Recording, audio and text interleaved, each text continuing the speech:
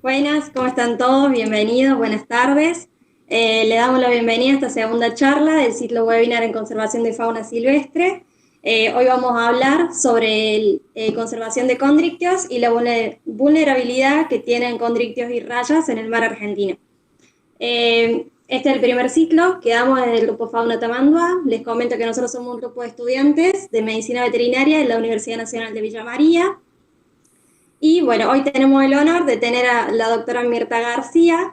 Ella es profesora titular de la Facultad de Ciencias Naturales y Museo de la Universidad Nacional de La Plata y también es prosecretaria de posgrado en la misma facultad. Ella también es investigadora del CONICET. Y bueno, queríamos decirle que cualquier duda o preguntas que tengan sobre la charla las pueden ir dejando en el chat y al final de la charla las comentamos a Mirta y ella nos va a responder. Además, queremos agradecer de mucho corazón a Juan Pablo Laureiro y a la Alianza Guaraca que nos ayudaron con la colaboración, la organización y la promoción de este ciclo. Y bueno, todas las charlas van a ser grabadas y van a estar en la cuenta de YouTube. Sin más nada que decir, le paso la palabra a Mirta. Bueno, muy bien, muchas gracias. Buenas tardes a todos. Quiero agradecer por la invitación a participar de este ciclo. Para mí es un gusto estar esta tarde con ustedes y además es un placer comentarles algo de lo que tanto amo de mi trabajo, que es como la conservación de tiburones y rayas. Ustedes estarán viendo en este momento el inicio de mi presentación que dice tiburones y rayas en peligro. Muchos de nosotros, muchos en general, una de las cuestiones que estaba comentando con los chicos antes de comentar esta charla es que la verdad me siento muy agradecida que me inviten a un ámbito como es este de las ciencias veterinarias, porque esto es un cambio de mirada también de los veterinarios hacia la fauna silvestre y hacia los temas de conservación.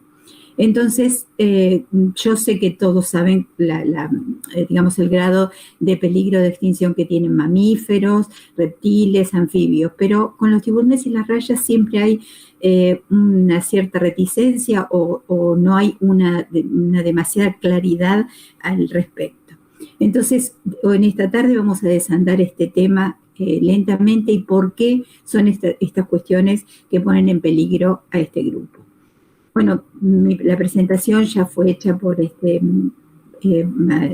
Tamara hace unos segundos, y debajo digamos, de mis actividades como de profesora investigadora del CONICET, les quiero contar que soy miembro del Plan de Acción para la Conservación y Manejo de Condrictios de Tiburones y Rayas de la República Argentina, que se llama PAN Tiburones, así lo pueden encontrar si lo quieren buscar a los que les interese el tema, que se está desarrollando del año 2009 en la Argentina. Y allí tienen mi email, que después lo voy a poner en la última diapositiva también, como por si cualquiera de ustedes quiere comunicarse por algún tema. Bueno, todo en la vida siempre es importante plantearse una pregunta. La mía es, ¿sabían que 1 de cada 4 especies de tiburones y rayas están amenazados? Es muy probable que no, porque esto no está muy difundido. Nosotros, si vemos, por ejemplo, esta imagen, nos conmueve muchísimo, ¿no es cierto? Son grupos icónicos que nos dan muchísimo dolor verlos en este estado de conservación. Pero si ponemos esto o esto, quizá no nos dé tanto dolor porque no pensamos en que tienen un grado tan grande de vulnerabilidad. Quizá un poco la falta de empatía del grupo de los tiburones se la debemos a Spielberg, que en el año 1975 hizo la película Tiburón y los hizo muy poco simpáticos y, digamos, y empáticos. Pero justamente ahí tenemos que son tan temidos, tienen estas presentaciones así muy catastróficas, pero son tan temidos como también son tan vulnerables. Fíjense todas estas fotos, como son especies de un tamaño impresionante y sumamente vulnerables.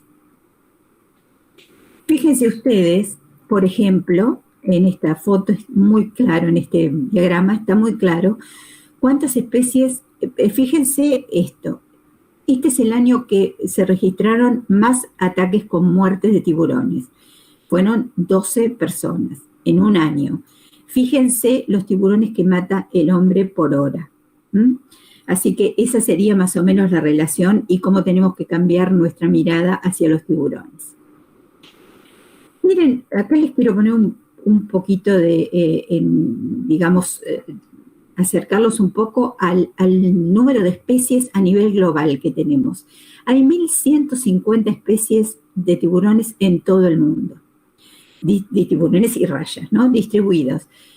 513 para tiburones y 637 para rayas. Ahora miren esto.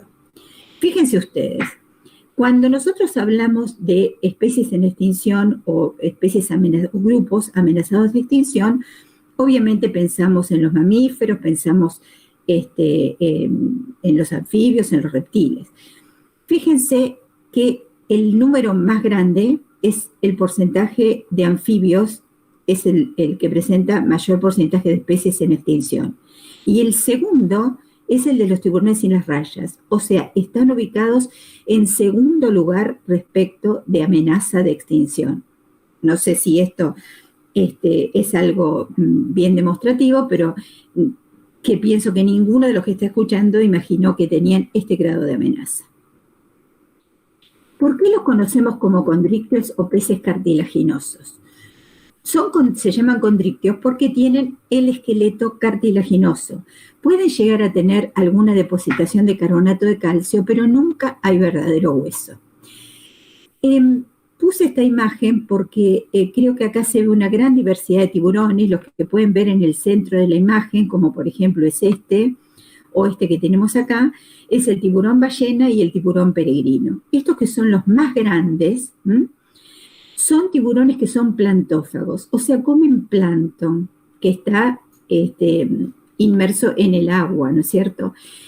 Los otros, que son depredadores, por ejemplo, de tamaño grande, pero son mucho más pequeños que estos, si sumamos, son mayores de 10 metros, estos están todos rondando los 7, 8, 9 metros.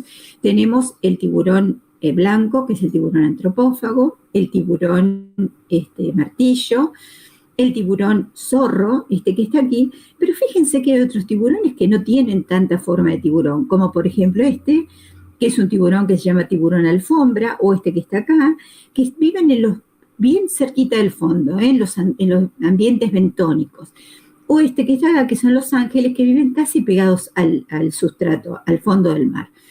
O sea que los tiburones han ocupado todos los nichos ecológicos, no solo los de depredadores, sino también ocupan otros nichos. Pero ¿por qué la importancia de conservar a los tiburones en el mar y en la naturaleza? Porque los tiburones son los que, los reguladores de la trama trófica marina. ¿Por qué? Porque son los depredadores top. O sea, ellos son los que mantienen el equilibrio en la red trófica del mar. Si ellos desaparecieran, podría romperse ese equilibrio y las consecuencias serían nefastas, porque se producen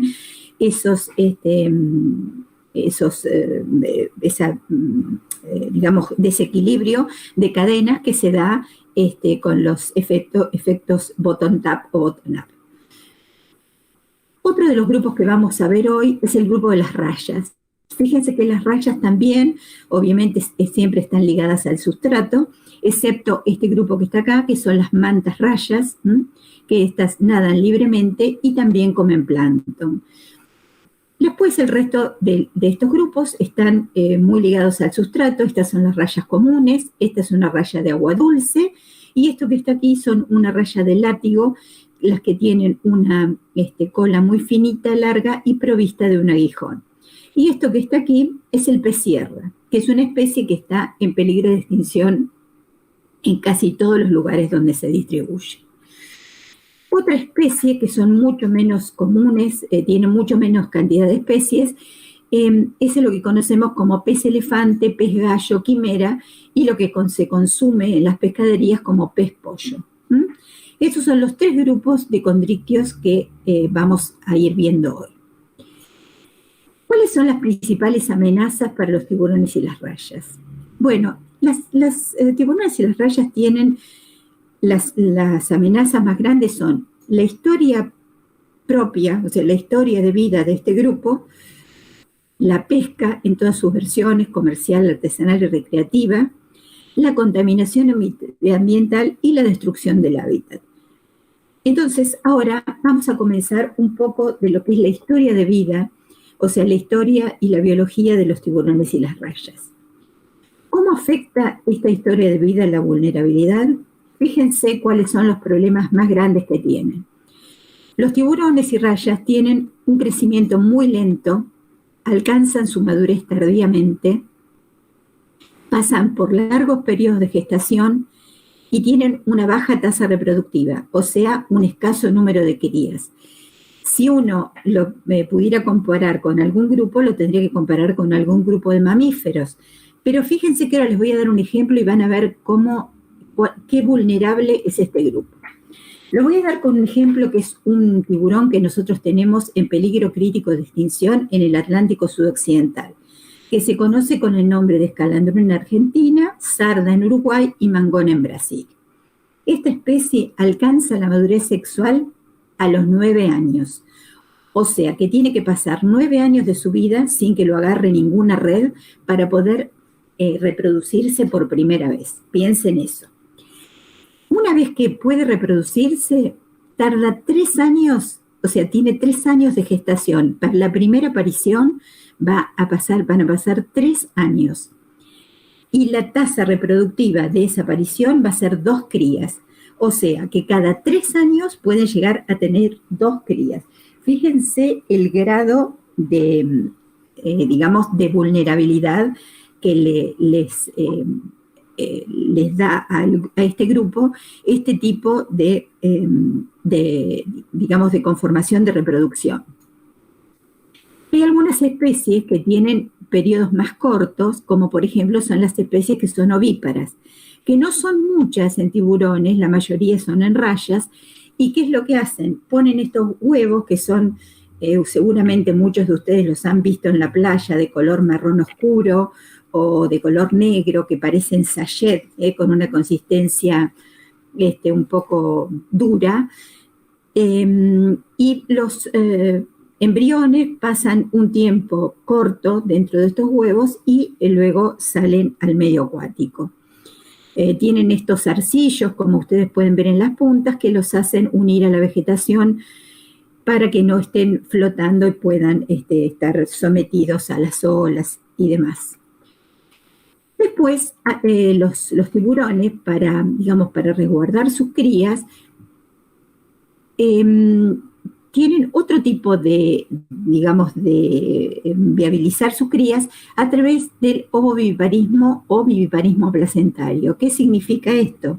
Que mantienen a sus crías dentro de la madre, cada una con su bolsa vitelina, como ustedes pueden ver aquí, hay muchísimas, ¿no es cierto? Y ustedes me dirán, ¿y cómo puede pasar una especie de 3 años dentro de la madre con esta bolsa vitelina, ¿sí? Bueno, ¿qué es lo que pasa? Los tiburones han experimentado ciertos cambios que le permiten mantener a sus crías dentro de sus úteros con cierta facilidad, ya que tienen algunos mecanismos, como por ejemplo la leche uterina, que es simplemente una descamación de la pared del útero que le cede a las crías que están dentro de la madre, hasta que completen su formación, le cede proteínas. O en algunos casos tienen, la camada es más grande y unos tiburoncitos van comiéndose a otros de su misma camada hasta llegar 2 o 3 a término. O en este caso, por ejemplo, 6 a término. Otra modalidad también es la oofagia, o sea, que pueden comer también huevos no fecundados. Esa es una manera que les permite mantenerse dentro del cuerpo de la madre. En el caso del ovoviviparismo o vivíparos aplacentarios, pueden existir hasta 100 crías dentro de la madre. Pero una modalidad más sofisticada es el viviparismo placentario, que lo que les quiero aclarar que no es una placenta como la de un euterio, como la de un mamífero, sino que es una placenta, que simplemente se une la pared del útero con la pared de la bolsa vitelina, y de esa manera el útero puede cederle sustancias directamente a la bolsa, ¿sí? En este caso el número de crías es mucho menor, no supera más o menos las 20 crías, pero en general todos tienen 2 o 3 crías. Cuanto más largo es el periodo de gestación, menos números de cría tienen. Todas estas adaptaciones fisiológicas la tuvieron los tiburones, las experimentaron para poder vivir desde hace aproximadamente 400 millones de años dentro del mar, dentro de los océanos, y mantener sus características externas prácticamente iguales, ¿sí? Tuvo algunas adaptaciones morfológicas, otras fisiológicas y también otras de comportamiento para evitar, digamos, o para poder perpetuarse. Pero nunca pensó que iba a aparecer el hombre, ¿no es cierto?, dentro de sus problemas. Fíjense que entre esas adaptaciones tienen distintos tipos de dientes. Tenemos dientes como estos, que son los dientes, y que acá se ve bien, que son los dientes del tiburón blanco, que son obviamente de buenos depredadores. Este también es un diente de buen depredador, pero también tenemos dientes como estos, porque son de los tiburones que comen o que predan sobre el bentos marino. Después también tenemos diferentes, obviamente ligado con eso, diferentes tipos de alimentación. No solo los hay depredadores, sino también los hay plantófagos, como en el caso del tiburón ballena, del tiburón peregrino, que es este acá, o de las mantarrayas. Y algunos otros fueron a vivir al fondo del mar, viven en a altas profundidades, tienen fotóforos en su piel, ven que acá hay como una cierta luminosidad, tienen fotóforos, son muy oscuros, y estos tampoco son muy depredadores, se alimentan simplemente, o sea, no depredadores de otros peces, sino que se alimentan del fondo, de crustáceos y de organismos bentónicos. Ahora, justamente uno de los temas fundamentales es ver cuáles son las principales amenazas. Acabamos de ver una de las principales amenazas es su historia de vida, ¿sí? Con esa baja tasa de reproducción, largos periodos de gestación y largos periodos para alcanzar la primera madurez. Pero uno el peor de las amenazas de este grupo es la pesca, en todos sus aspectos, en la pesca, o en todas sus modalidades, la pesca comercial, la pesca artesanal y la pesca recreativa. Acá tenemos la pesca comercial, ustedes pueden ver lugares donde se acopian, ahora ya no, esto no está pasando, pero esto es de unas décadas atrás, donde se acopiaban tiburones, así de manera increíble,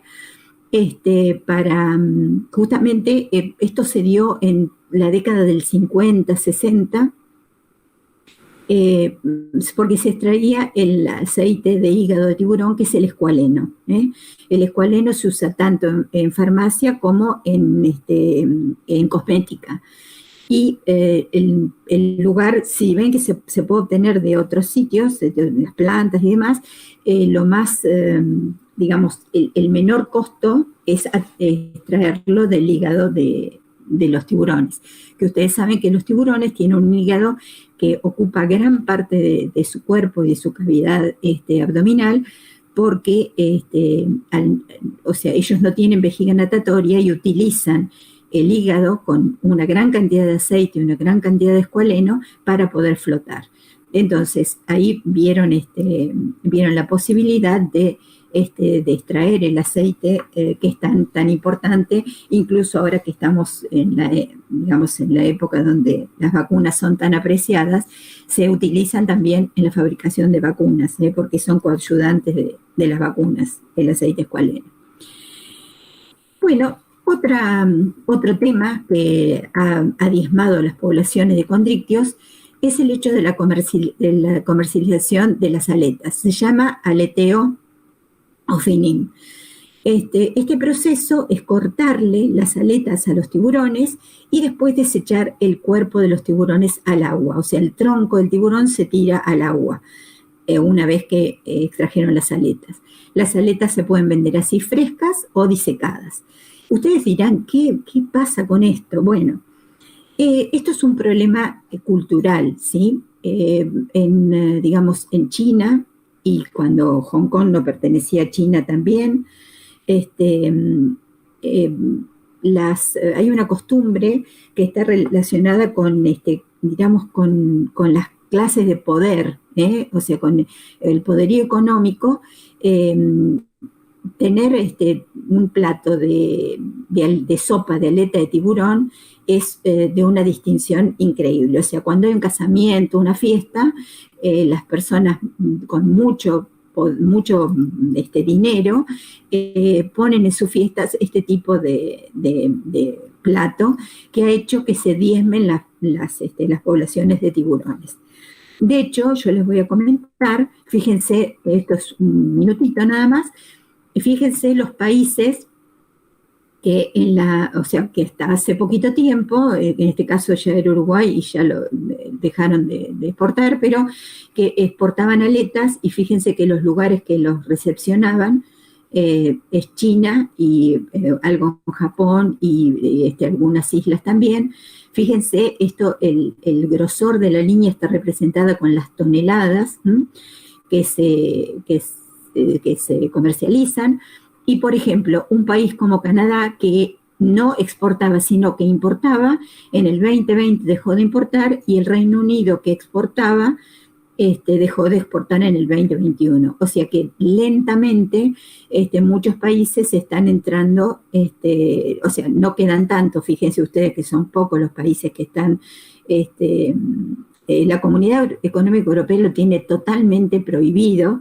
El único que sigue haciéndolo fuera de regla es España. Bueno, en Estados Unidos ya hace muchísimas décadas y décadas que no se hace. Latinoamérica, a partir de la mayoría de los países latinoamericanos, excepto Perú, Costa Rica y algo de Ecuador, que lo hacen también por fuera porque no deberían hacerlo, exportan e importan, en el caso de Perú, que tienen, digamos, también comunidades muy importantes, orientales, y entonces tienen también esas costumbres de la sopa de tiburón, han dejado de hacer esta práctica del aleteo. Está prácticamente prohibido en todo el mundo, pero sin embargo se sigue haciendo. La pesca incidental o bycatch, que es lo que se produce tanto en la pesca recreativa con la pesca, y en la pesca artesanal o comercial, que es cuando uno tira la red para ir a pescar otra cosa, el variado costero, o a pescar merluza o lo que sea. En las redes también se enganchan, o sea, son arrastrados los tiburones, o quedan enganchados, como en este caso, en un trasmayo. Esto se llama pesca incidental o bycatch. Y obviamente, como tercera opción, tenemos la pesca recreativa o deportiva, como la quieran llamar, donde obviamente siempre se pescaban los tiburones, se sacaba la foto y después se sacaba la mandíbula para ponerla en el quincho o en la casa, y bueno, y de esa manera se mataban tiburones, ¿no es cierto? Ahora, otra de las cuestiones que tenemos, digamos, hoy en día muy a flor de piel es el tema del deterioro del hábitat, ¿no es cierto? Ustedes ven acá, por ejemplo, en este caso tenemos el tema de la contaminación a través de plásticos y desechos. Acá está el tema de la contaminación de los desechos locales, industriales y todo lo que se tira al agua. Y acá tenemos una contaminación de tipo, digamos, de un derrame de petróleo que es causado, digamos, por buques que transportan estos materiales y que afectan a todas las especies marinas.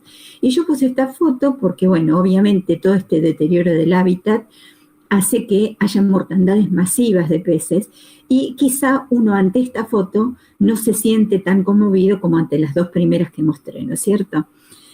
Y obviamente el deterioro del hábitat ya se da por esto o porque a veces también el hábitat se irrumpe con, digamos, con construcciones, con deportes acuáticos muy cercanos a la costa que también alejan, digamos, obviamente yo no soy una conservacionista a ultranza, después lo vamos a hablar, pero va a haber que proteger determinadas zonas para que puedan realizar sus actividades mínimas estos organismos.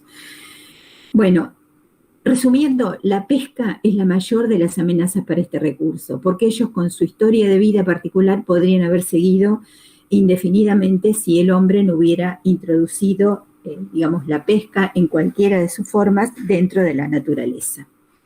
O si lo hubiera hecho para la subsistencia en los ámbitos locales, ¿no es cierto?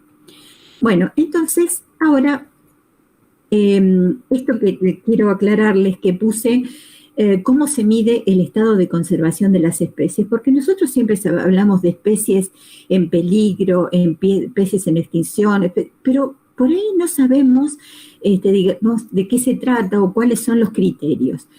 Los criterios de la Unión Internacional de Conservación para la Naturaleza, que es lo que seguimos la mayoría de las personas, de los investigadores que trabajamos en protección y en conservación, tiene estos criterios: la reducción del tamaño de la población de una especie, la distribución geográfica y el tamaño de la población estimada.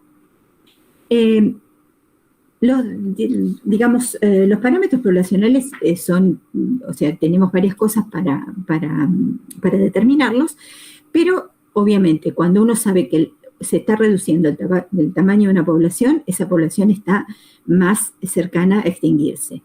Si la distribución geográfica es mucho más pequeña, por ejemplo, si yo tengo una especie que solo se distribuye en el mar argentino, o sea que es una especie que es endémica del mar argentino, obviamente va a tener mucho más posibilidades de desaparecer que si tuviera una extensión más grande y tuviera más posibilidades de tener, digamos, más áreas de distribución, ¿sí? Bueno, acá tenemos cómo serían, digamos, los criterios o las clasificaciones de la Unión Internacional de Conservación de la Naturaleza para los organismos. Nosotros primero sabemos que no todas las especies del mundo están evaluadas, ¿no es cierto? Hay especies que están evaluadas y hay especies que no están evaluadas.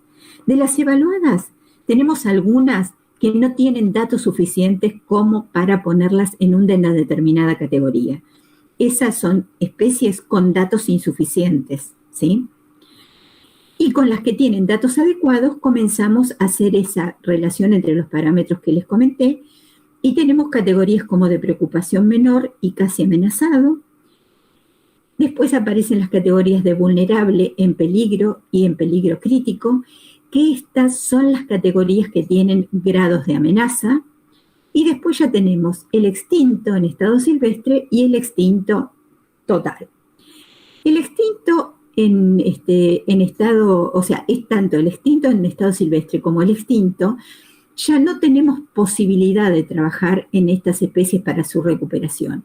Pero sí todavía tenemos chances de trabajar en este grupo de especies amenazadas, que son vulnerable, en peligro o en peligro crítico. Estos tres grupos de especies son los que se clasifican dentro de estas categorías, son los sobre los que hay que trabajar. Pero además quiero aclarar algo. Las especies que tienen datos insuficientes, en general, son porque son escasas en la naturaleza y no ha habido demasiados datos como para poder evaluarlas como tal. Entonces, por lo tanto, ¿qué sugiere la Unión Internacional de Conservación para la Naturaleza? Sugiere que todas las especies que tienen datos insuficientes sean tratadas como especies con una amenaza intermedia, como especies en peligro. Entonces nosotros, ¿qué tenemos que hacer? Tenemos que trabajar sobre esas especies para ver si podemos hacer algo por ellas. Si nosotros vemos, les quería comentar un poco qué es lo que está pasando en el mar argentino. Nosotros tenemos 55 especies de tiburones, 50 de rayas y 2 de los céfalos. El 85%, casi el 86% de las especies del mar argentino han sido evaluadas por la Unión Internacional de Conservación para la Naturaleza, y hace un par de años un grupo de investigadores especialistas en condrictios hemos hecho una evaluación siguiendo los criterios de la ONC, y llegamos a la conclusión que nosotros en la Argentina tenemos solo un 13,5% de especies que tienen preocupación menor. El resto de las especies, 28,1%, son vulnerables. El 16,8% está casi amenazada. El 6,7% está en peligro crítico o en peligro. Y 34,9%, o sea, un porcentaje altísimo, tiene datos insuficientes. Por lo tanto, tenemos un 86,5% de especies que tienen algún grado de amenaza. Entonces, fíjense ustedes que tenemos casi cerca del 90% de nuestra fauna de condrictios con amenazas. Entonces, ¿qué decidimos hacer hace ya más de una década? Desde la Facultad de Ciencias Naturales y Museo de la Universidad de La Plata y la sección Ictiología, comenzamos a trabajar, se viene trabajando hace muchísimos años en condrictios en este grupo, pero poner una mirada muy especial hacia la conservación. En este camino nos vienen acompañando desde hace algunos años la Fundación Mundo Marino, WSS y obviamente la Universidad de La Plata con otras facultades que ahora vamos a ver, les voy a ir contando. ¿Cuáles fueron nuestras especies de estudio, nuestras especies objetivo? Estamos analizando 11 especies de tiburones. Quiero aclararle que estas 11 especies de tiburones son las 11 especies de tiburones costeros que son las que están, digamos, más amenazadas. ¿Por qué les quiero aclarar esto? Porque nosotros tenemos 55 especies de tiburones, pero hay muchas de ellas que han sido citadas escasamente para la Argentina. Por ejemplo, el tiburón blanco, que ha sido citado una vez para la Argentina, digamos, el tiburón antropófago o el tiburón peregrino. Entonces se aumenta el número de especies, pero las especies, digamos, más emblemáticas de la Argentina son 11 y las estamos analizando desde algún punto de vista. 5 especies de rayas y de los holocéfalos una, porque la otra especie vive a mucha profundidad. Bueno, yo quería comentarles que enfocar un estudio o análisis de conservación lleva muchas aristas. Ahora vamos a ir viendo cuáles son. Les quería presentar más o menos a cuáles son los, porque justo antes de la charla una de los chicos organizadores me comentaron sobre qué especie estábamos tratando. Bueno, acá se las voy a mostrar algunas. Fíjense, estas están en peligro crítico. El escanandrú prácticamente no tenemos. En 10 años logramos marcar 11 ejemplares nada más. Bueno, entonces tenemos en peligro crítico el escanandrú, también al cazón, que es una especie también de distribución bastante acotada. Ahora vamos a hablar de todo esto.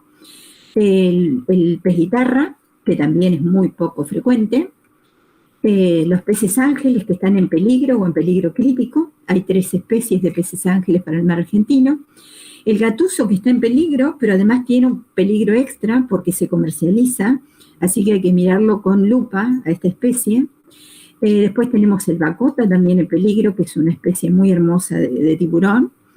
En peligro y vulnerable, los 3 martillos que tenemos citados para la Argentina, los 3 pez martillos. El gato pardo también lo tenemos, digamos, estamos estudiándolo, que es una especie que tiene datos insuficientes, o sea que lo tenemos que, digamos, considerar como una especie vulnerable. Bueno, como yo les decía, los proyectos que se dirigen a conservación tienen que ser abordados desde varios puntos de vista. Nosotros no podemos restringirnos simplemente a hacer investigaciones en nuestro laboratorio y nada más. Con eso podemos hacer parte importante, podemos pasar datos, podemos crear herramientas para eso, pero tenemos que, van a ver ustedes cómo fuimos abordando diferentes digamos, miradas para la protección de este recurso. Desde un punto vimos el tema de la pesca recreativa, artesanal, o sea, la pesca, no podemos, algo que les quiero comentar, no podemos tener mucha influencia sobre la pesca comercial porque obviamente no se puede trabajar en forma primaria sobre ella. Después sí podemos trabajar cuando podamos tener datos suficientes y generar o buscar digamos, en los entes que corresponde, buscar que se generen leyes como para proteger el recurso. Pero nosotros abordamos trabajos con la pesca artesanal, la pesca recreativa o deportiva, análisis de aspectos reproductivos, análisis de comportamiento, análisis de distribución, genética de poblaciones, modelado de nicho ecológico, educación formal e informal y proyectos de ciencia ciudadana. Voy a comenzar por la pesca artesanal. La pesca artesanal digamos, es prácticamente una economía de subsistencia que se hacen en pequeños puertos a lo largo de la costa argentina. Las pesquerías artesanales tienen diferentes clasificaciones porque va de acuerdo también al grado de embarcaciones que tengan, pero en general son de este tipo, pueden ser de madera o de fibra, y los pescadores lo hacen como, digamos, una economía de subsistencia, como les dije.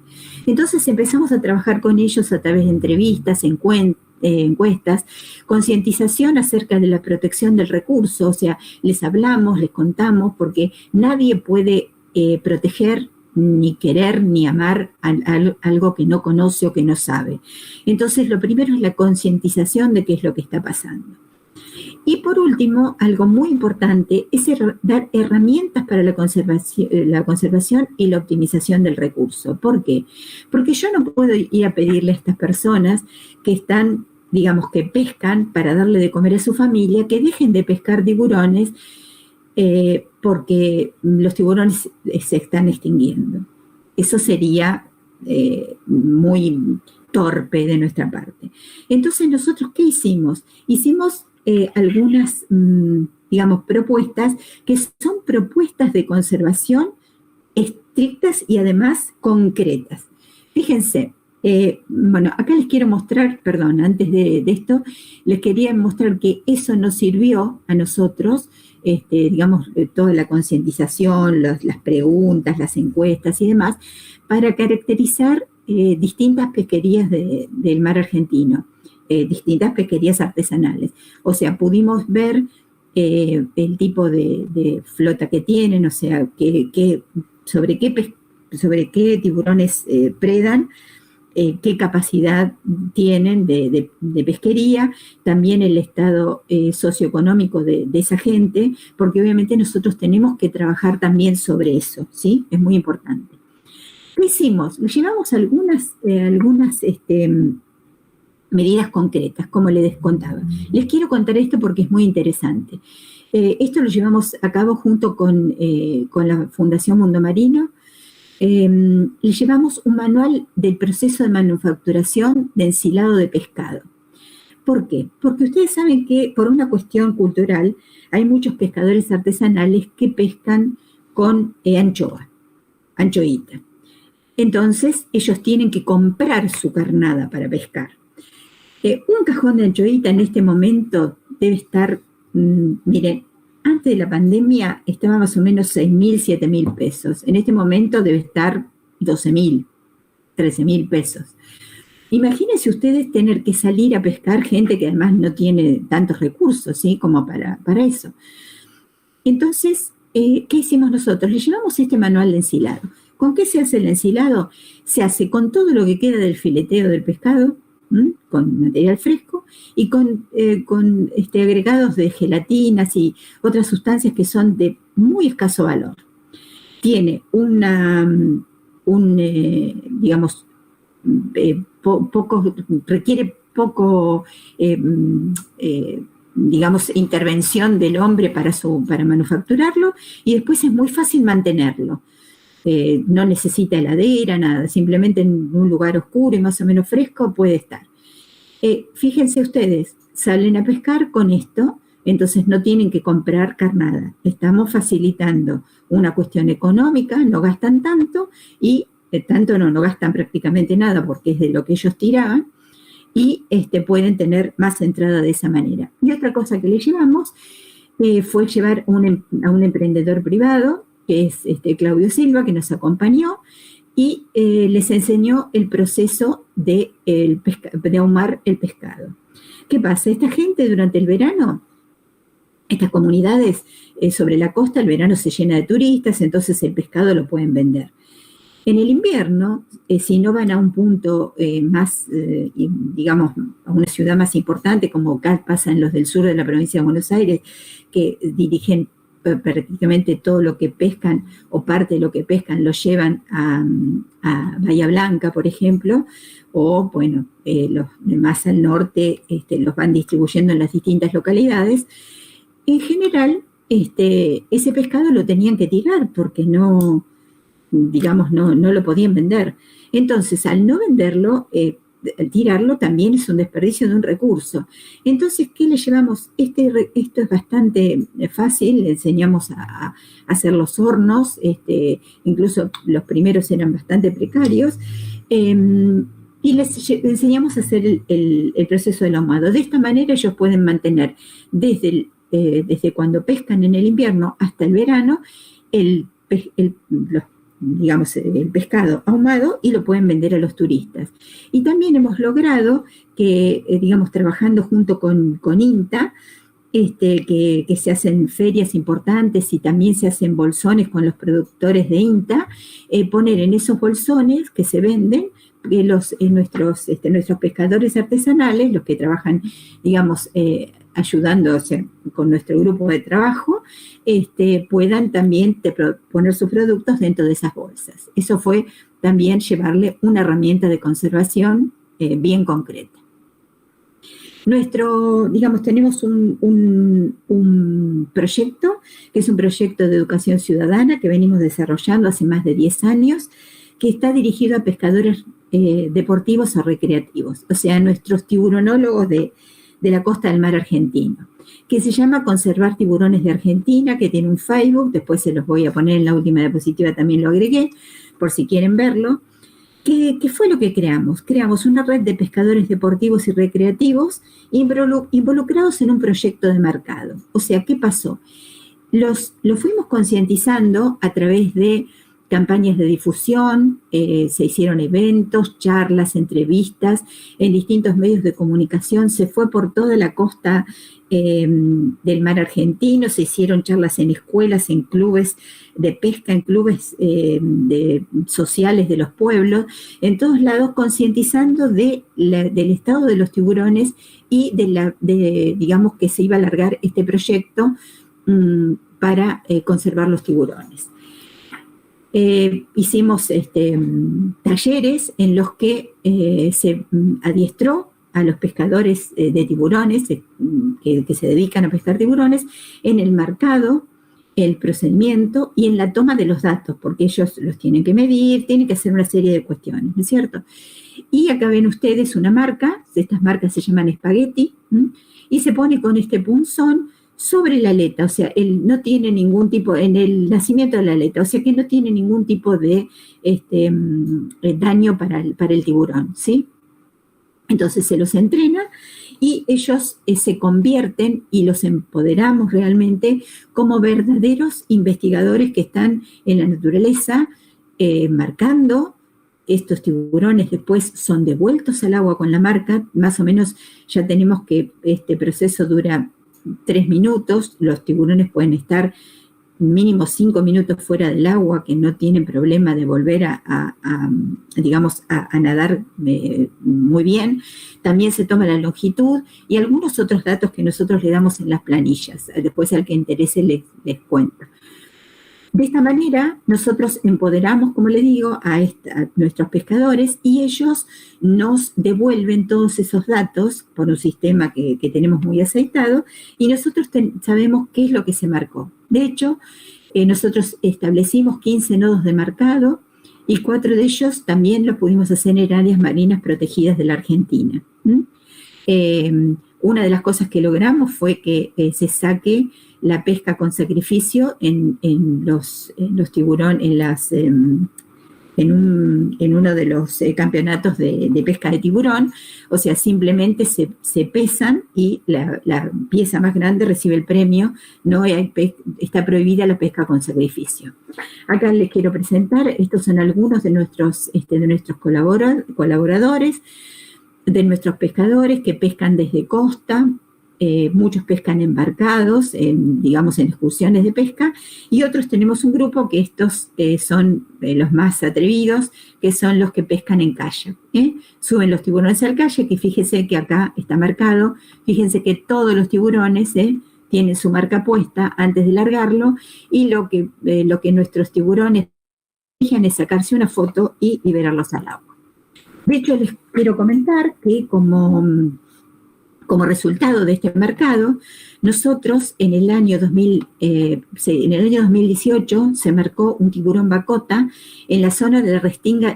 Esta es la distribución que tiene, la distribución regional del bacota en el Atlántico Sudoccidental, ¿sí?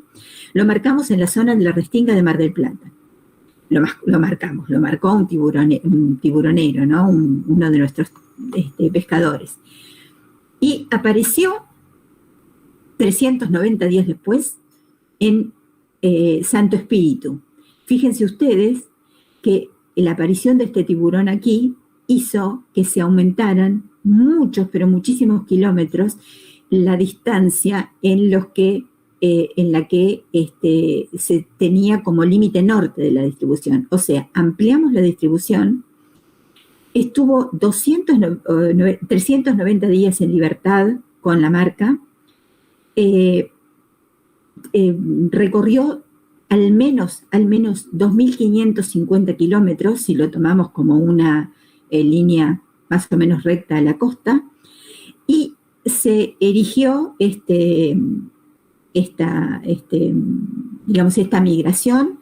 Fue la primera migración para el Atlántico Sur y se erigió como la migración más larga del mundo, porque hay una población en Sudáfrica que tenía una migración, pero de 2 especies juntas que no sabemos a cuál pertenecía, y llegaba a 2.300 kilómetros. Nosotros la llevamos a 2.550.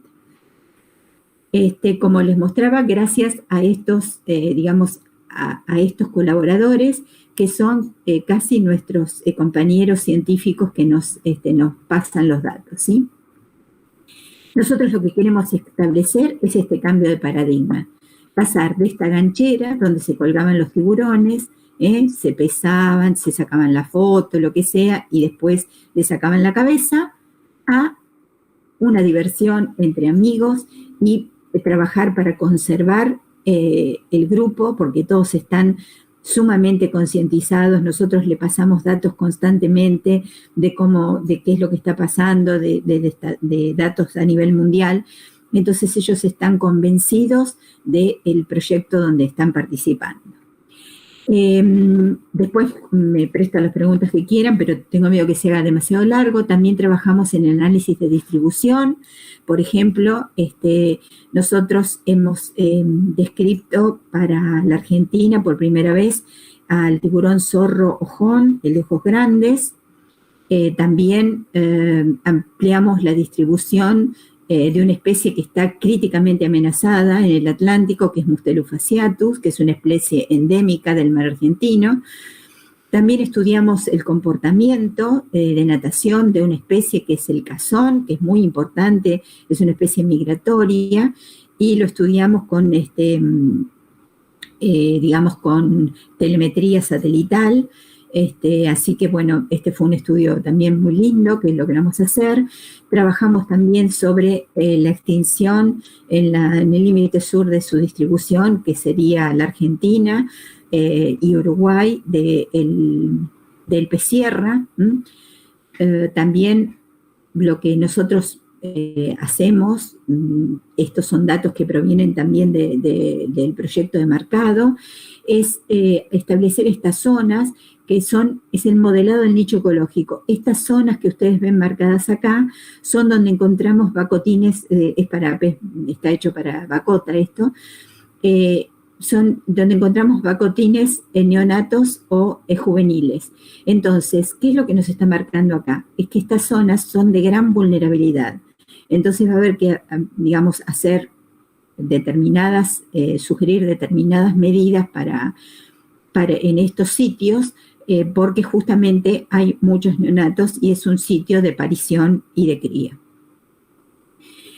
Juntamente con Mundo Marino y con Juan Pablo Loureiro, que ustedes lo van a ver en una de las charlas próximas, estamos también recolectando esperma de varias especies de tiburones y de rayas de la costa bonaerense, y estamos determinando el estado, digamos, gestacional de hembras y de machos, también a través de ultrasonido, o sea, de ecografías. Estamos viendo el estado de madurez y el tema de las crías y demás para no tener que sacrificar a los animales.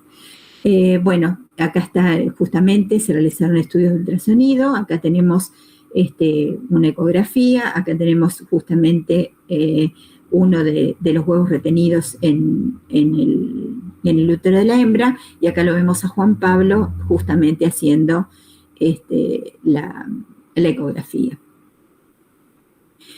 También estamos trabajando en genética de poblaciones para determinar el nivel de variación y diferenciación genética entre las poblaciones que tenemos. Por ejemplo, en el Atlántico Sur lo estamos haciendo en este momento para cazón y lo estamos comenzando para otras 3 especies, justamente para definir cuántas poblaciones tenemos y qué diferenciación génica puede haber entre ellas. Esto también nos sirve para saber el grado de conexión entre las poblaciones, si es que llega a haber más de una, y si hay una, cómo está interconectada. Obviamente, dentro de esto también, durante el año 2020, que a pesar de la pandemia, con WSS, hicimos una convocatoria a expertos de los 3 países, de Brasil, Uruguay y Argentina. Hicimos una planificación para la estrategia de conservación de Carcharias taurus, que es el escalandrum, como les contaba, que es una especie que está en peligro crítico de extinción.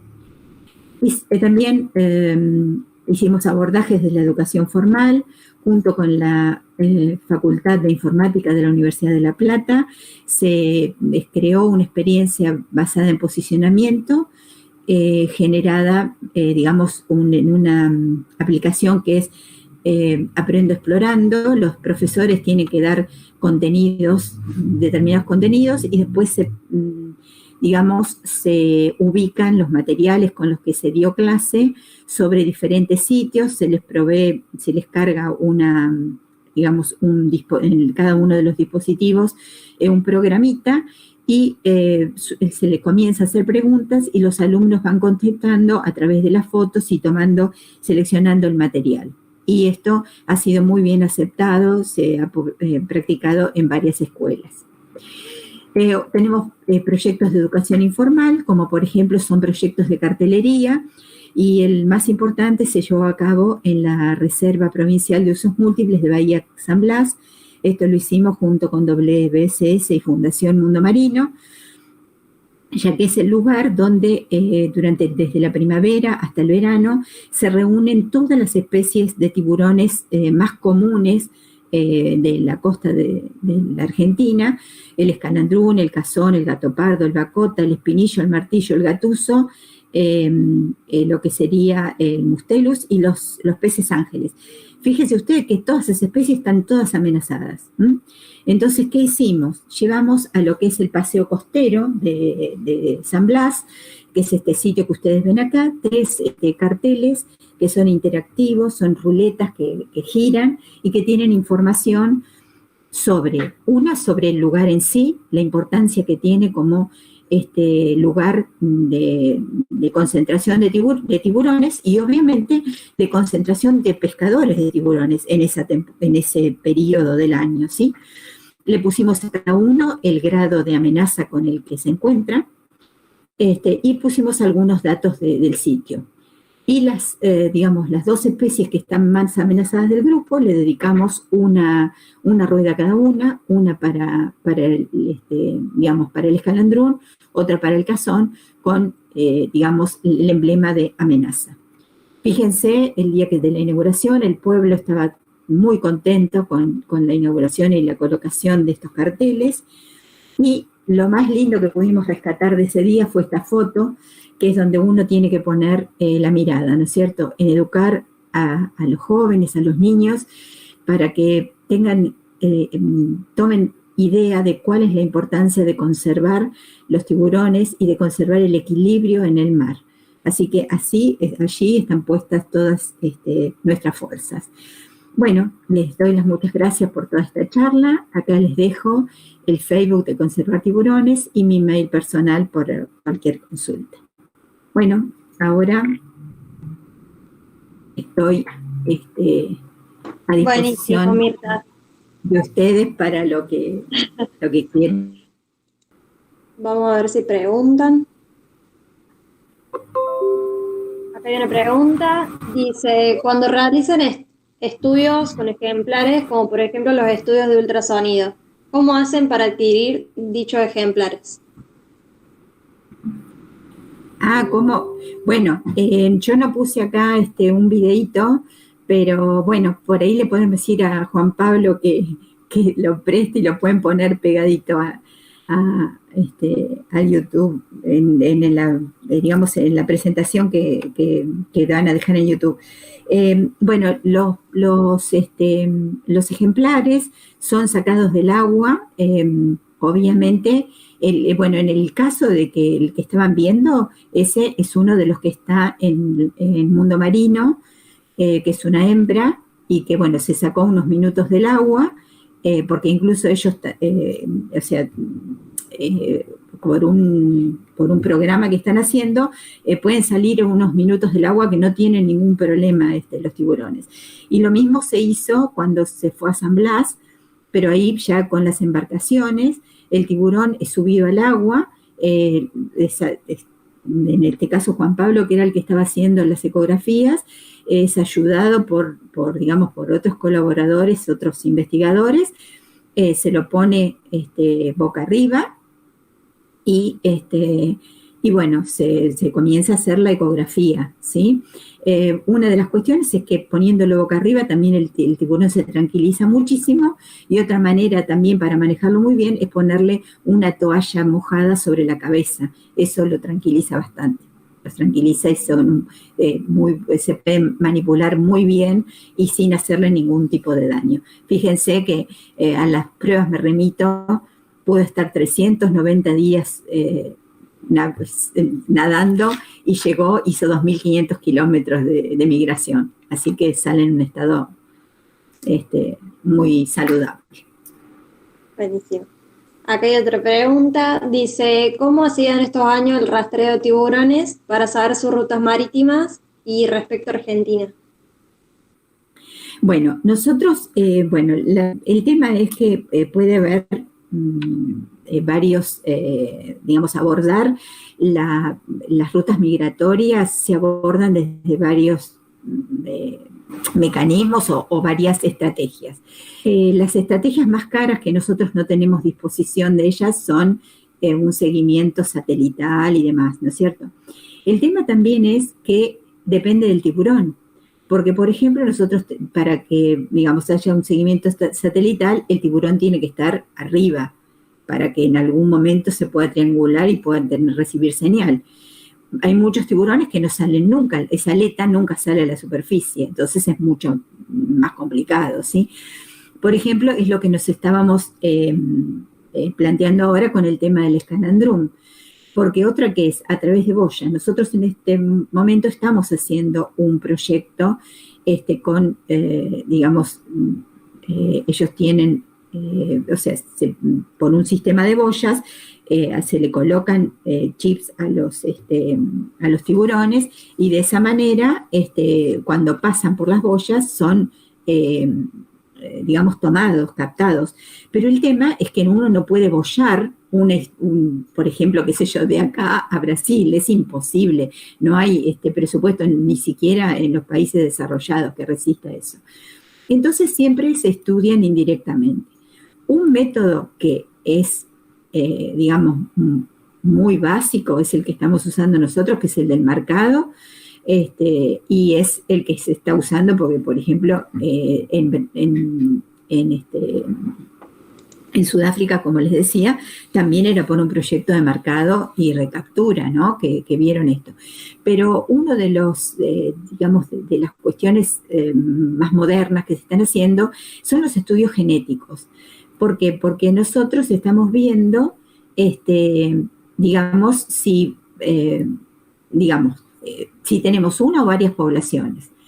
Entonces, si tenemos varias poblaciones, también podemos ver qué flujo génico tienen, cuántas hay de uno u otro lado, ¿sí? Por ejemplo, nosotros ahora estamos descartando el tema que es un tema de tesis de uno digamos, de los integrantes del grupo. ¿Cuántas poblaciones hay en el Atlántico Occidental de cazón? Bueno, estamos viendo, no sabemos.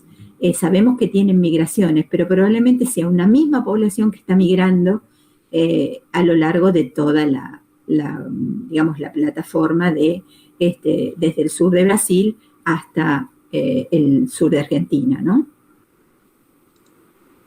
Buenísimo. Otra pregunta, dice, ¿la pesca de aleta de tiburón, el descarte de los cuerpos de tiburones en el mar genera también contaminación? No, en general no es que genere contaminación porque obviamente van a ser comidos por otras especies rápidamente, ¿no es cierto? Pero el tema es que el descarte del tiburón, así como se hace, porque ustedes piensen que esto es el descarte, nosotros estamos hablando porque es el tema del aleteo, pero descarte hay en todas las pesquerías, por ejemplo, las pesquerías dirigidas, todo lo que sale que no corresponde a eso es el bycatch o el descarte. O sea, se descarta lo que no supongamos, el que va a merluza no pesca otras cosas, cuando sale otras cosas las tiran. Buenísimo. Pero son consumidos en el mar, ¿no es cierto? Gracias. Sí. Otra dice, ¿y se ha logrado conseguir alguna ley o sanción para la pesca ilegal, sobre todo con esos barcos chinos ilegales en los límites de nuestro mar argentino? ¿Y cómo se han visto afectados los tiburones? Sí, claro, bueno, nosotros no podemos, digamos, todavía, o sea, nosotros nunca vamos a poder, digamos, promulgar leyes. De eso se tienen que encargar los organismos que se encargan de eso. Lo único que nosotros sí podemos es darles información para que así se hagan. Digamos, nosotros hasta ahora no hemos podido, prácticamente el único recurso que se maneja muy bien en la Argentina es el tema de la merluza, la pesquería de merluza, y eso se hizo porque durante la década de los 90 casi colapsó prácticamente, o sea, se explotó a mansalva la merluza y hubo un problema de sobrepesca. Entonces, ahí sí se tomaron medidas y se hicieron, digamos, lugares donde se puede pescar, donde no. Los buques que iban a pescar tienen seguimiento satelital, toda una serie de cuestiones de sanción al que no cumple las leyes, ¿no es cierto? O sea, porque hay leyes, pero también tiene que haber poder de policía para hacerlos cumplir. Con los tiburones eso no pasa a nivel comercial.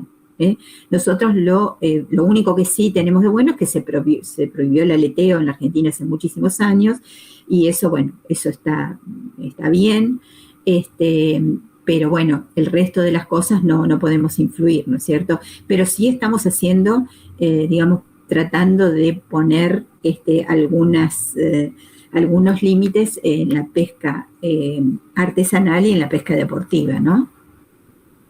límites o dando sugerencias. Por ejemplo, el hecho de haber sacado de un concurso que es exclusivamente de tiburón, es que no se produzca sacrificio, eso ya es importante y estás concientizando a un montón de gente. Por ejemplo, yo les quiero contar algo. Nosotros tenemos muchos pescadores que nos siguen, obviamente ellos son, difunden mucho lo que nosotros hacemos, y por ejemplo nosotros también nos encontramos por allí buscando o viendo con otros pescadores. Yo la vez pasada encontré un pescador que estaba con un tiburón.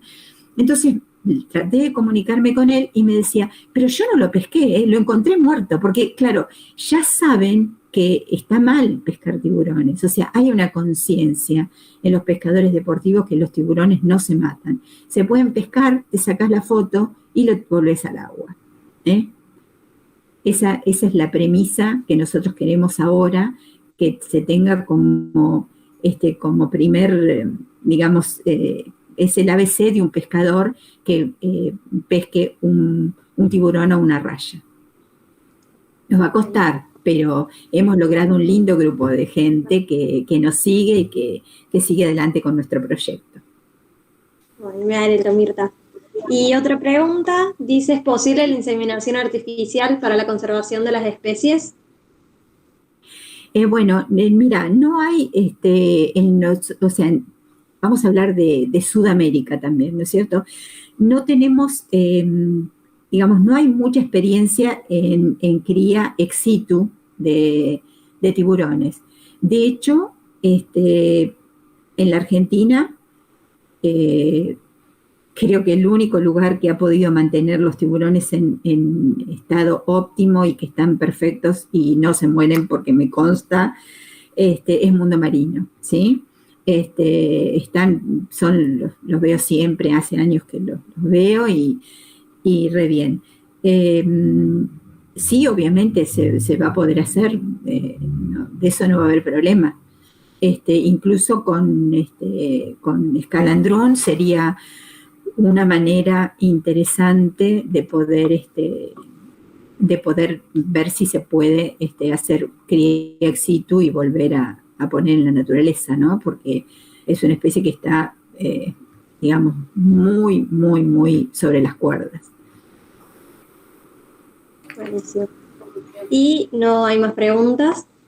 Bueno. Así que yo tengo una. El tema de la caravana, con el que lo marcan. ¿Cómo?